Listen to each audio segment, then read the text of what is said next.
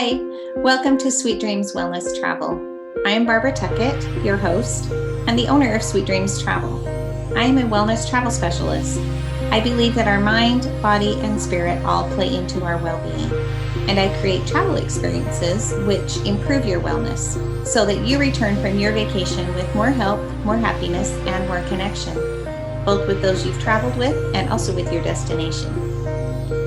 In these episodes, I explore travel and wellness experiences, giving you ideas and recommendations, and also interviewing people who have firsthand experience of the places where you may want to go next. Welcome, let's get started.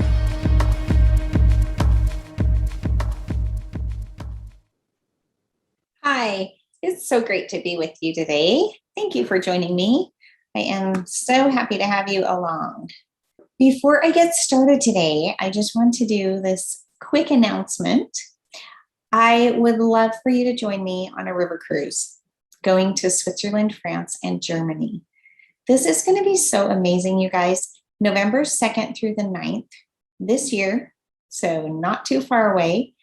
I totally would love to have you. My husband, Sean, and I are going on this great river cruise. It's on the cruise line Alma Waterways. And we are, like I said, visiting Switzerland, France, and Germany. It starts in Switzerland and it goes along the Danube on the Main River and then switches over to the Rhine River. And it is just going to be so amazing. We would really, really love to have you join us. If you are interested, I will put it in the show notes. There is a link to a webinar, if you missed it, that is all about this cruise.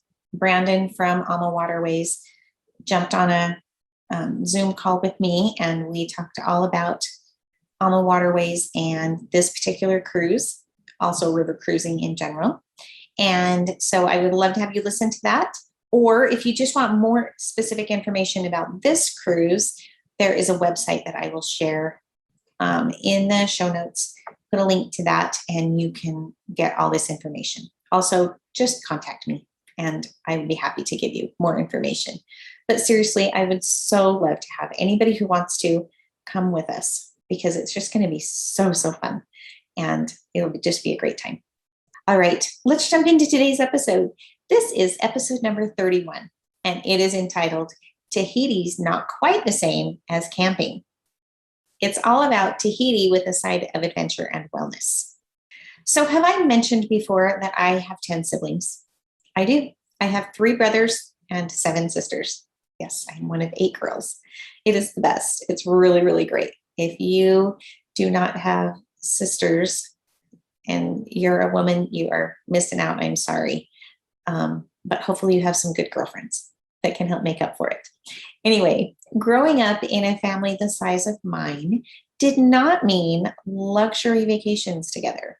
However, we did take vacations, but we did a lot of road trips and camping. My parents did a really great job at making sure that we had some great adventures growing up, but it just didn't involve a lot of luxury money spending type of vacations. Anyway, we had a great time growing up together, and I really got my love of camping from being a child and growing up doing it. However, I have to say that I enjoyed camping more as a kid than I do as an adult. Now, don't get me wrong, I still love a lot of the same things that I loved as a kid. I love being in nature and away from all the crowds of people. I love seeing a million stars in the sky at night. I love the cool evenings, sitting around a campfire and camping food and connecting with people that way that you can only connect with them when you're camping and sharing those fun adventures. So I really, really love those things about camping still. But the part that I don't love so much about camping is that as an adult, you have to be the one to plan the food and the location, and you have to pack it all and bring all the equipment and hope that you didn't forget anything. So it's a little different going camping as a kid versus an adult, different making the experience happen versus just experiencing the experience. So that is the part that isn't quite as fun as an adult, in my opinion. Tahiti has some of the same elements that I love about camping. Serious. It has being in nature. It is away from the crowds and away from a ton of people. And you are able to experience the destination in so many ways, just up close and personal, and just be part of it, just like camping. Did you know that Tahiti receives fewer visitors in 1 year than Hawaii does in 10 days? I'm serious. That is a true fact. Now, what do you know about Tahiti? You've probably seen pictures and heard about the overwater bungalows, and that is amazing. Today, we are not going to spend time talking about places to stay and the different types of accommodations and resorts and hotels and things like that. That is for a different conversation. But we are going to today talk about the types of experiences you can have in Tahiti. So whether you are looking for a laid back, relaxing spa treatment, or whether you are looking for adrenaline pumping adventure, Tahiti has a little bit of everything. They really do. So I'm saying Tahiti, that is really just a catch-all kind of word. What I really mean is French Polynesia. The French Polynesian islands consist of over 100 little islands. Some of them are inhabited, some are not. Today, we are going to focus on the main three. There are others that are really great and worth mentioning in other instances, and especially if you are going to travel there, I will let you know about others. But today, right now, I'm just going to focus on Tahiti, Moorea, and Bora Bora. And I'm just going to call those the Tahitian Islands or Tahiti, kind of as a loose description. So between these three islands, you can experience food adventures, land adventures, and water adventures. And relaxing spa treatments are available on every island. Let's start off by talking about some water adventures that you can have. Now, of course, since they are islands, you would expect that you could get tons of water adventures. Well, let's talk about some of them. First of all, if you are scuba certified, then that is a win for you. You can jump right into some of the best dives on the planet. If you're not scuba certified, you can totally get there. They have scuba centers called Top Dive all throughout the islands, and you can learn, you can become scuba certified, you can practice. They would be a great resource for you. However, let's say that maybe scuba isn't quite your cup of tea and you really want to see the coral and the wildlife underwater that exists. Well, snorkeling might be right down your alley. The islands of Tahiti have colorful coral reefs, amazing underwater wildlife. They have rays, they have small sharks, they have tons of fish, lots of different colors. If you are staying in an overwater bungalow, then you can even snorkel right outside your bedroom. So that's pretty incredible. Another water adventure that you could do is a boat tour. Now, a boat tour, there are many different types of boat tours, so it kind of depends on what you want to get out of it. But some of the options that you could do, you can visit a manta ray sanctuary. You can see the best of untouched coastlines, bathe under waterfalls, go rock climbing, go cliff jumping, find hidden caves along the way. So boat tours are just really an amazing way to experience along the coastlines of these islands. Another water adventure would be surfing. I bet you probably didn't think about surfing as something you could do in Tahiti. On the southwestern coast of Tahiti is this little town called Teahupu, and it is known for its world-class breaking waves. These waves reach up to 23 feet tall, no joke. They have a surf school, which is great location for it, and they have a variety of classes. So you can do like a small 1-hour one where you just kind of want to dip your toes in and see if it's for you. You could do a half-day one, you could do full day options, and all different skill levels also involved there. So if surfing is something that you would want to try, Tahiti would be a great place to do that. Some additional water adventures would be paragliding, swimming with sharks or manta rays, trying your hand at an outrigger canoe, and then all the other water sports that you could do anywhere else. Now let's switch gears a little bit and talk about some land adventures in the Tahitian Islands. So these islands are a mixture of high volcanic islands and low-lying atolls. So there are tons of planned excursions to keep you busy. You could do something that I recommend for any or all of the islands that you might be visiting. They are called island tours. And it's a really informative, fun trip. I would recommend doing it like right the first thing when you get to an island, because you can learn a little bit about the history and the culture of the island.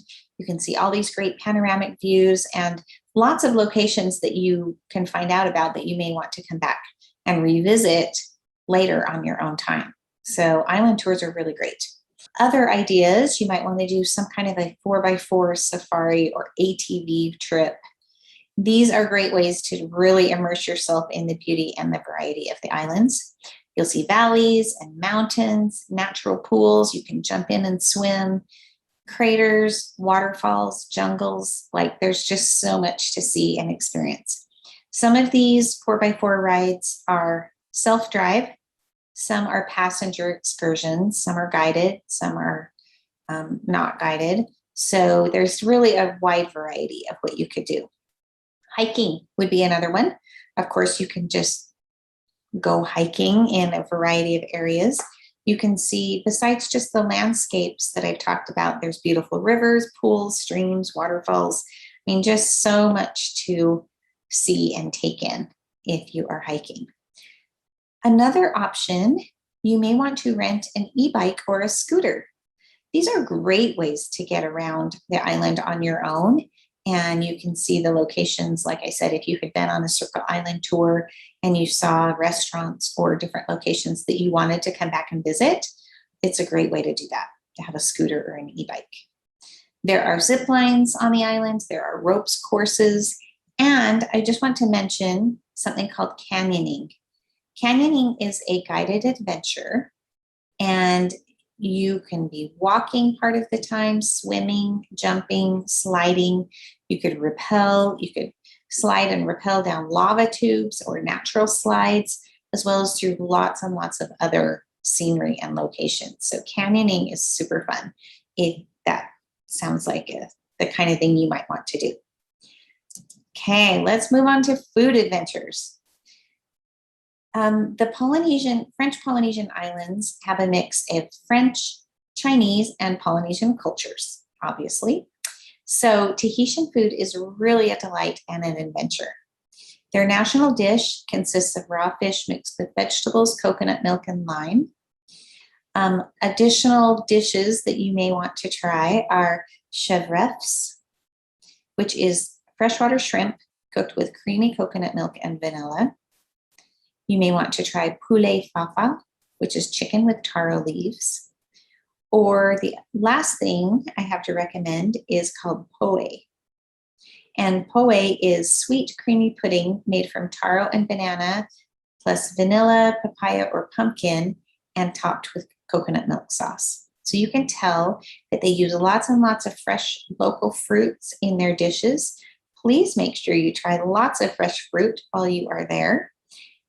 Really just enjoy the local cuisine because there is so much. Now, Papeete is the city, the capital city in Tahiti. This is the city that has the international airport. So you will fly into Papeete no matter which of the Tahitian islands you are going to end up with staying in eventually.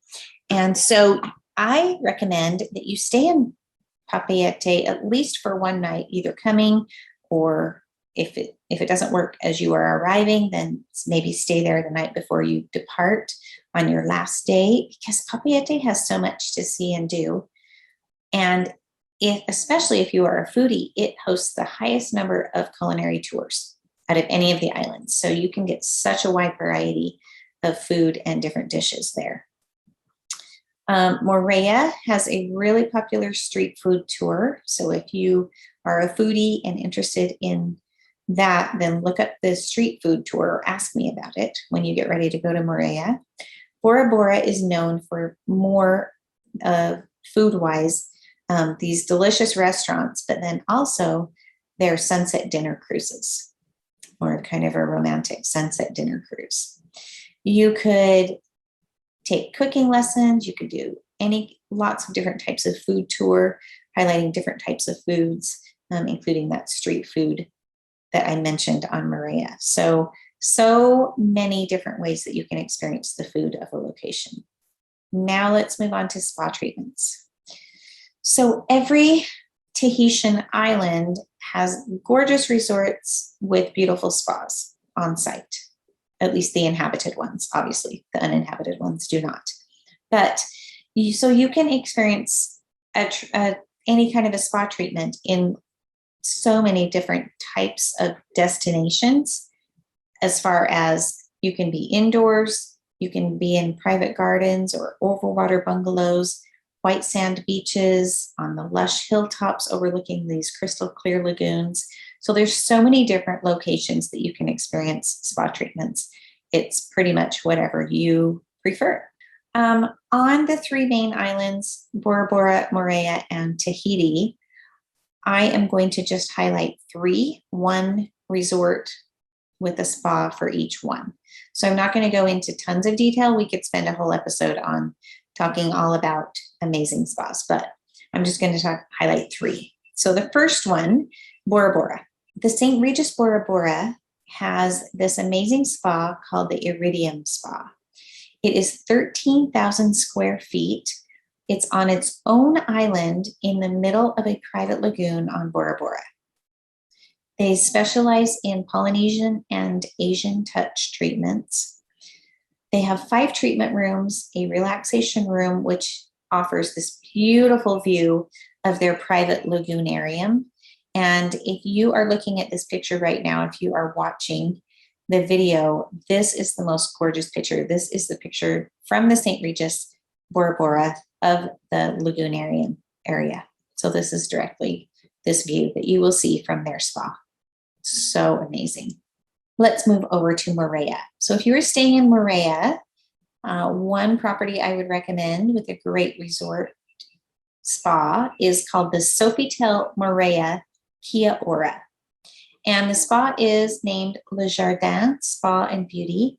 They are known for using pure essential oils and natural local ingredients such as coconut, zesty orange, sweet vanilla, fruity mango, and avocado. They offer these great little curated wellness escape treatments. So one example of one would be a toning and detox intensive treatment, which focuses on activating the lymphatic system. They have so many others wellness escape treatments as well, but this is just one that's really great. Over in Tahiti, the resort is called Le Taha'a by Pearl Resorts, and their spa is the Tawai Spa. It's located in the beautiful garden surrounded by bamboo trees, and it overlooks an inland laguna. So it is just gorgeous. The spa offers a wide range of massages, body scrubs, wraps, all kinds of different treatments. They are known for using manoi, which is the traditional flower-infused coconut oil that they have in Tahiti. They use this manoi oil in most of their treatments. So super great, relaxing, amazing. Okay, let's move on. What are the travel requirements right now going to Tahiti? So if you are vaccinated, let's start there. Tahiti requires you to register on their website between 30 to 6 days prior to your trip. So a week to a month before your trip, they want you to register on their website. You will need to get a negative COVID test within 72 hours of traveling. Of course, bring your vaccination card with you. Now, that is all pretty simple. If you are traveling with your kids and you have unvaccinated kids under 18, as long as they are traveling with a vaccinated adult, they only have really one extra requirement, and that is that they take an extra test on day 4 and day 8 if you are staying 8 days. These tests are provided, and you can either turn them in at your hotel or at a dedicated health center. So that's really all that unvaccinated kids need to do, is just take that extra step to get that extra COVID test while they are there. Now, if you are unvaccinated, you would need to register on the website and get a negative COVID test, just like if you're vaccinated. You also, this is where it gets different. You need to provide a compelling reason to travel to Tahiti. Vacation does not count. So you would have to be going to visit someone or have a business meeting or something. You would need to have a compelling reason to go. Once you arrive in Tahiti, you will be required to quarantine for 10 days. And you have to receive another negative test result before you're able to exit your location and go anywhere you want to on the islands. So the bottom line is, I would not recommend traveling to Tahiti if you are not vaccinated. There are lots of other destinations. If you are looking for a vacation, Tahiti is not worth it to have to quarantine for 10 days and provide a compelling reason. So if you're looking for a great vacation that is tropical and amazing, ask me and I'd totally help you find someplace. But Tahiti probably wouldn't be the place to go right now. All right. In conclusion, Tahiti does not bring cool evenings and campfires, but it does bring adventures in nature. With me helping you, planning a Tahiti trip does not involve nearly as many hard decisions as a camping trip. And if you let me know what type of experience you would like to have in Tahiti, I'll help you experience it. You can have adventure, you can have land adventures, water adventures, food adventures, or spa treatments, or a mixture of all of the above. So thank you so much for being here with me today. And I will talk to you next time. Thanks for joining me today. If you've enjoyed this episode, please like, share, subscribe, or leave a review. If you'd like to contact me about a vacation, the best way is to visit my website, sweetdreamstravel.net. To connect on social media, you can find me on Facebook, Instagram, Pinterest, or LinkedIn. See you next time.